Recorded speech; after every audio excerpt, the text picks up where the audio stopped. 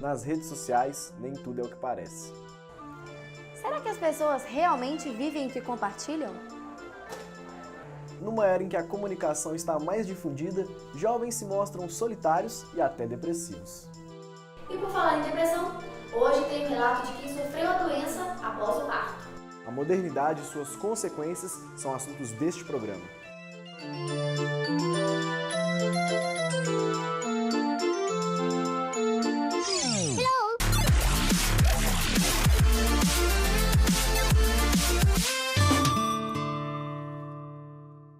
Faculdade, um bom emprego, o corpo perfeito e a estabilidade emocional.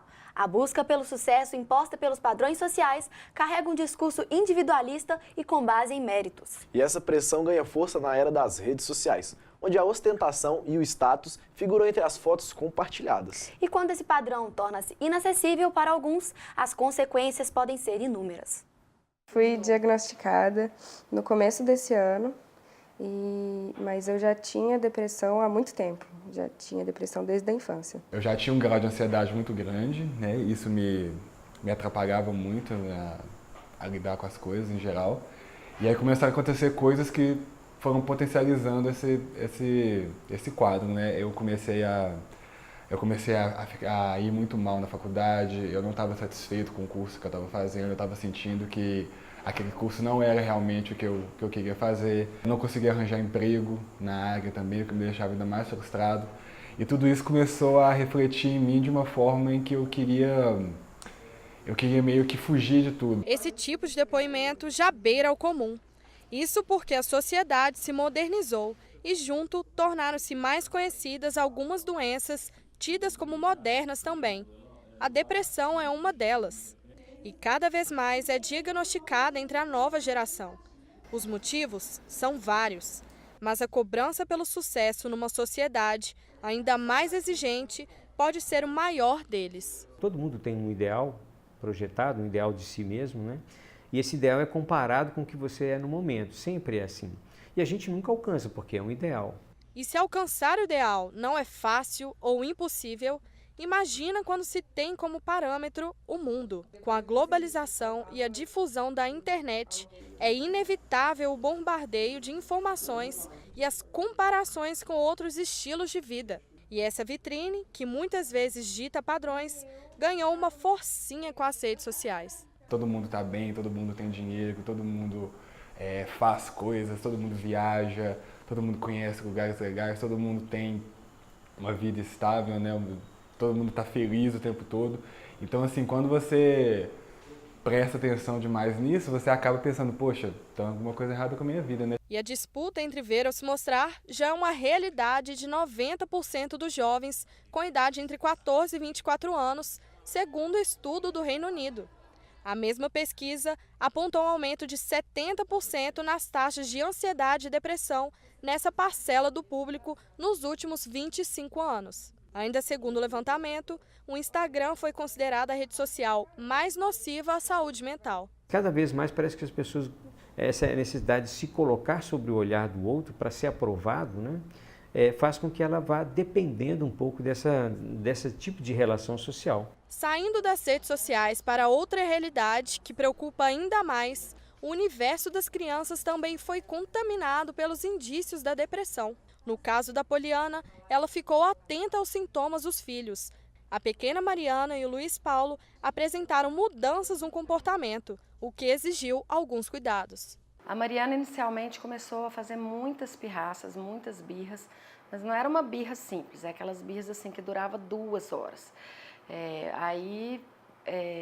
E fazia 2, 3 vezes por dia esse tipo de pirraça. Em relação ao Luiz Paulo, ele tinha uns ciúmes de irmão mesmo, porque é irmão mais velho, vai fazer 9 anos agora. Então eu percebia esses ciúmes, né? Tentava eu mesmo controlar assim, os ciúmes, mas ele muitas vezes depreciava a irmã, né? Então tratava ela de uma maneira assim, às vezes até cruel, né? E aí isso também a gente foi vendo que ela foi perdendo a estima, né? Seja em qual for a faixa etária, as taxas de ansiedade e depressão têm exigido atenção redobrada. E o primeiro passo para a superação deve ser o de vencer o preconceito. Quando a gente tem um problema, algum filho com alguma coisa, se a gente esconde, fica mais difícil de lidar.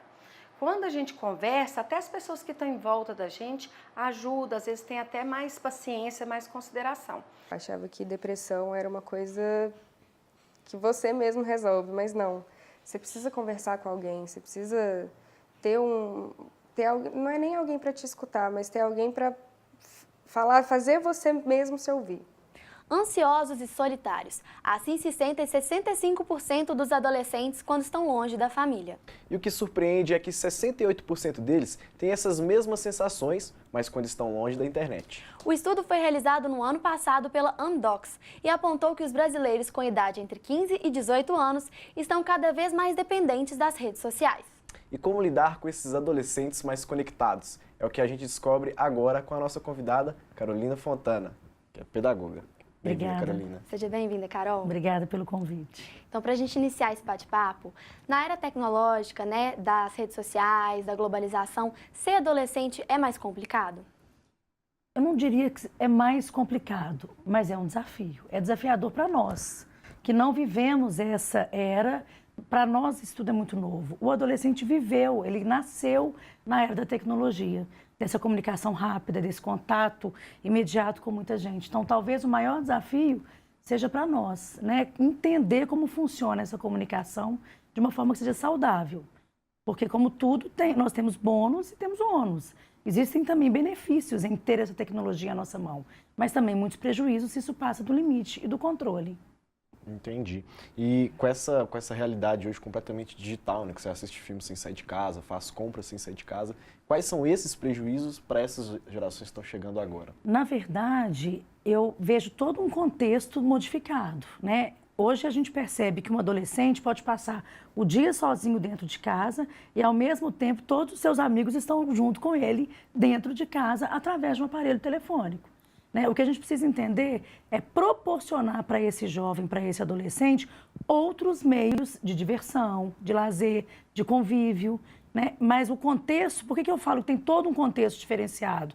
As famílias hoje têm novas estruturas, o trabalho, tanto do pai, da mãe, da mulher, né? Muito envolvido, e talvez esse adolescente fique mais sozinho também, não só pela era da tecnologia, mas por todo um contexto social que se modificou nos últimos anos.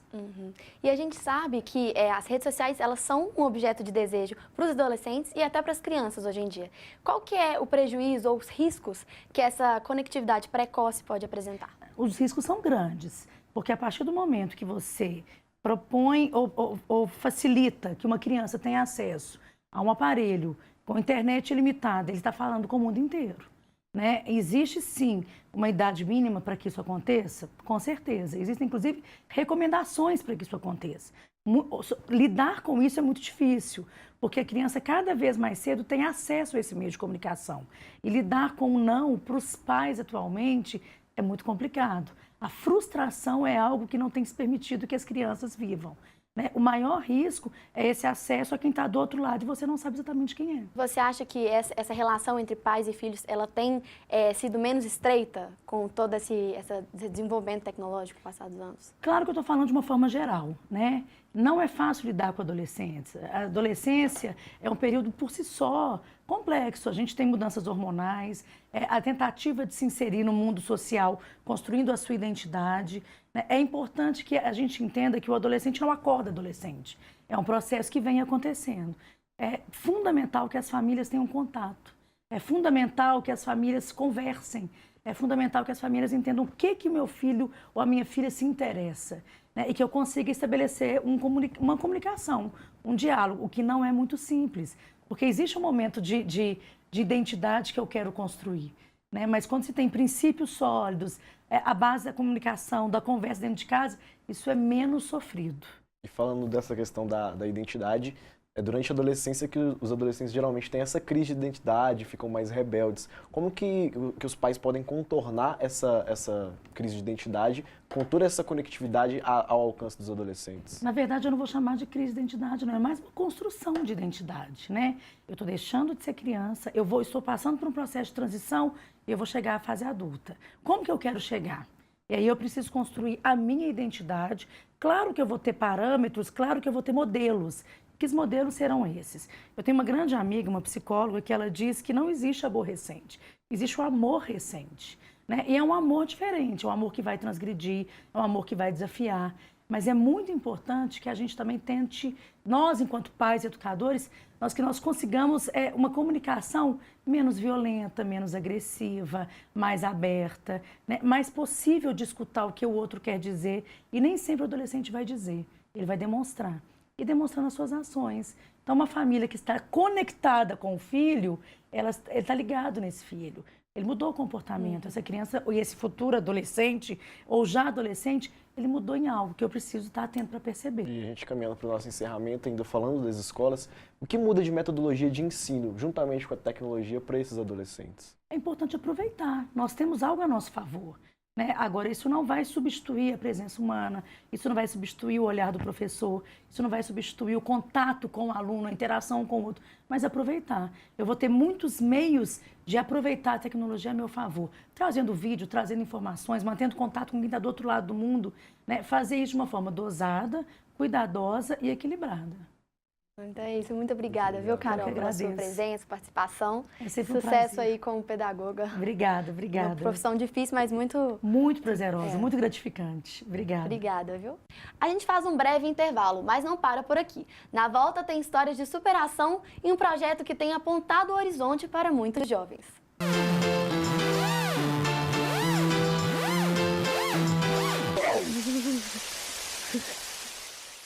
E qual que é o recado que você quer passar para esses jovens que tratam a depressão como um tabu, assim? Por favor, vai olhar. Porque é muito importante isso. É muito importante a gente saber. Porque é uma doença mesmo. É como se você tivesse quebrado um braço e você está ignorando o seu braço quebrado. Uma hora vai recuperar, só que vai recuperar errado.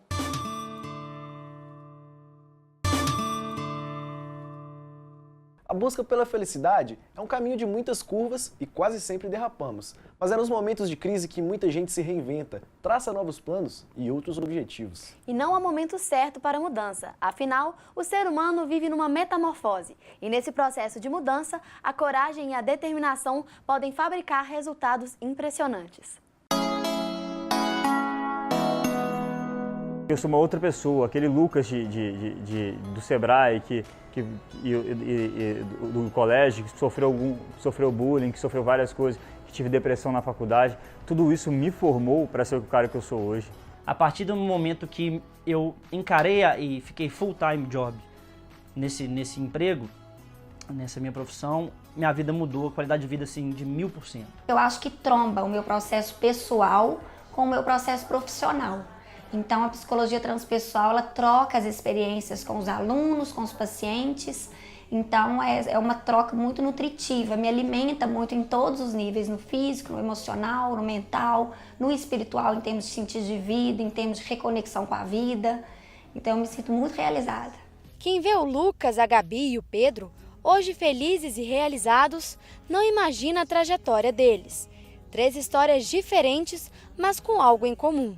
A superação. Meu pai foi engenheiro, né? Então eu acho que talvez tinha sim. Hoje eu vejo que talvez tinha uma influência sim.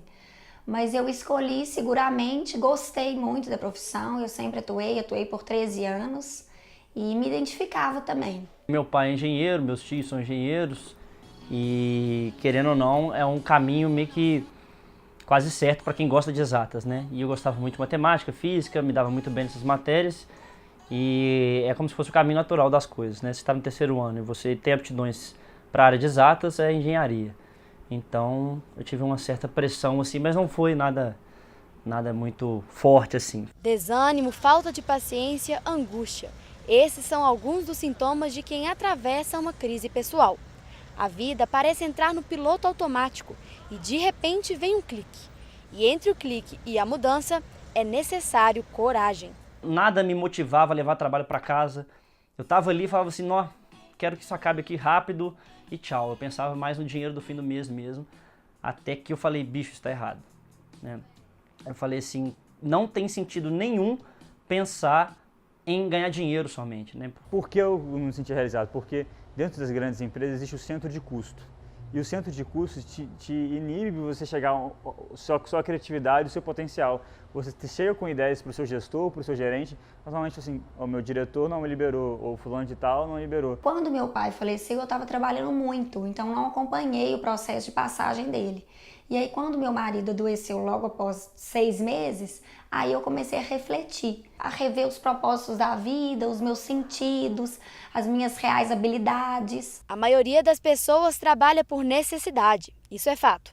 E o trabalho chega a consumir mais de 1/3 do dia de um brasileiro.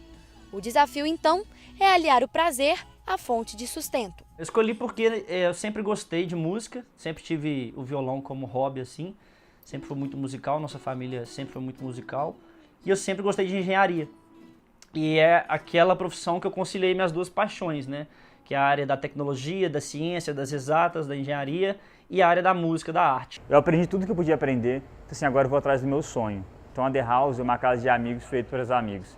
Por isso que a gente tem a decoração que a gente utiliza aqui, são de séries, filmes, cultura pop, porque são coisas que passaram nas nossas vidas, que têm uma mensagem, que marcaram nossas vidas. Arriscar novos caminhos, abrir mão do conforto e até mesmo frustrar expectativas dos outros.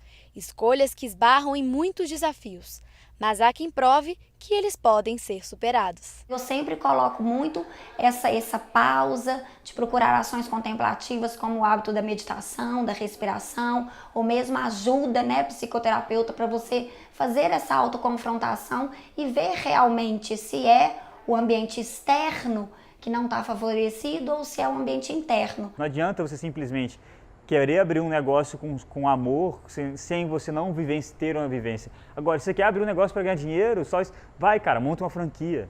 Corre atrás, sabe? Porque ele vai te dar tudo padronizado. Agora, simplesmente montar por montar, sem amor por trás. A dica que eu dou é refletir com você mesmo o que você quer a longo prazo. Não é o que seus pais querem, não é o que bens materiais, não é isso. É o que te faz levantar da cama. Bota essa frase. O que te faz levantar da cama? Quando toca o despertador, você acorda feliz?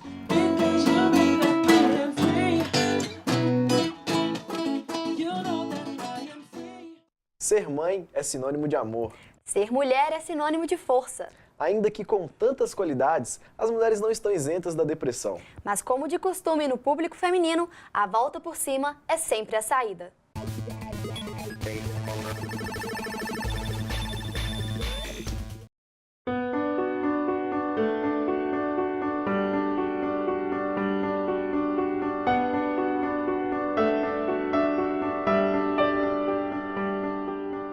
Meu nome é Jane Aparecida Braga Cardoso. E minha profissão é manicure, cabeleireira.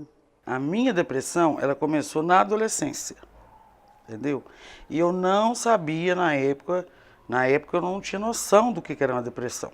Aí depois, quando eu tive o meu segundo filho, é que me veio ela após parto. Ela veio assim, 3 vezes mais do que a que eu tive. Incluiu o síndrome do pânico, inclui outras coisas junto à minha depressão. Eu não planejei me tornar mãe no momento que eu engravidei. Mas eu tinha o desejo de ser mãe sim, porque eu era filha única, eu queria ter uma família, ter filhos. Meus filhos hoje representam tudo. Tudo. Se não fosse eles, eu não teria chegado, tipo assim, onde cheguei, não. Eles que me dão força para superar muitas coisas. Eu me isolo.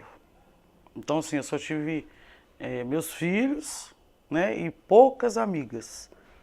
É muito difícil a pessoa entender o que é uma depressão, na verdade. Eu optei para criar meus filhos, não, assim, não trabalhar fora, porque eu acho assim, ou você opta para trabalhar fora e alguém educa seus filhos, ou você educa seus filhos. A minha frustração, acho que foi o meu estudo. Tipo assim, eu não consegui concluir o que eu queria até hoje. Que a vida, você não pode desistir, você tem que sempre lutar, porque existe altos e baixos. Então, isso cabe a você. Se você quiser, você consegue. Mas eu sempre procuro reagir de alguma forma. Porque além da medicação, você precisa também ter, sabe, força de vontade. É muito importante. Na verdade, a depressão é um vazio, né? Ela é como se fala, é um vago. Então é você com você mesmo. Cada mãe pensa de uma forma. Tem mães que amam os filhos e tem mães que não. Tem mães que dedicam a ser mães, tem outras que já optam para nem ser, para não dar amor, para não dar carinho, para nada disso. Isso depende da personalidade de cada mãe, da forma que a mãe vê. O que é ser mãe, por exemplo? É uma dádiva, ser mãe é muito bom. Hoje eu vejo que meus filhos, foi tudo que eu sonhei, tudo que eu desejei, tudo que eu planejei que meus filhos seriam, eles me deram retorno.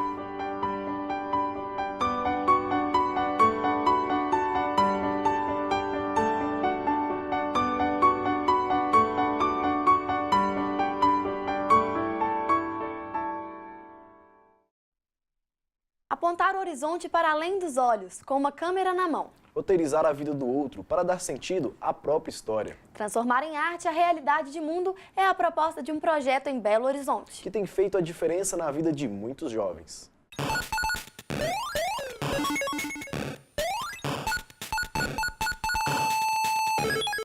O olhar. Tudo começa através do olhar. E através do olhar se atravessa barreiras. Barreiras que nem sempre são visíveis aos olhos. Segundo o icônico cineasta russo Andrei Tarkovsky, por meio do cinema é necessário apontar os problemas mais complexos do mundo. Buscando explorar realidades do cotidiano, o projeto Filme de Rua acolhe jovens em oficinas para que eles mostrem um pouco do próprio mundo. Eu acredito que o audiovisual ela é uma ferramenta não só de apresentar realidades, como também de descobrir realidades, né? E não só o audiovisual, mas como a arte em si. E eu acho que ela muda na medida que ela faz com que a gente se encontre com iguais para realizar algo. Tudo é possível através da sétima arte. Criar ficção, viver uma fantasia ou apenas explorar a realidade, como fez Dziga Vertov em Um Homem com uma Câmera. Porém, muitas vezes vão se deparar com o que há pouco era invisível. E quando os olhos são treinados para o descaso do cotidiano, a realidade se mostra cruel. O MC dessa semana deu uma entrevista e falou: eu fico muito triste porque eu venho dar um show, tá sempre lotado de brancos, ricos, e só tem negro na portaria, na faxineira do camarote, no guarda-costa. Eu tô cantando do negro pro negro e eles não estão aqui, né? Ele só pode estar aqui para trabalhar, né? A gente se propõe a apresentar uma realidade da juventude que está nas ruas em BH. Então, para fazer isso, a gente se movimentou e continua se movimentando muito na cidade, encontra com muita gente. Então, acho que esse movimento do deslocamento, do encontrar o outro e realizar algo, é o que tem, talvez, das coisas de potentes dentro desse universo do audiovisual. Perpetuando seus nomes através de uma lente. A pequenos passos, esses jovens entram em um novo universo, onde o conhecimento é adquirido por uma nova didática, a experimentação.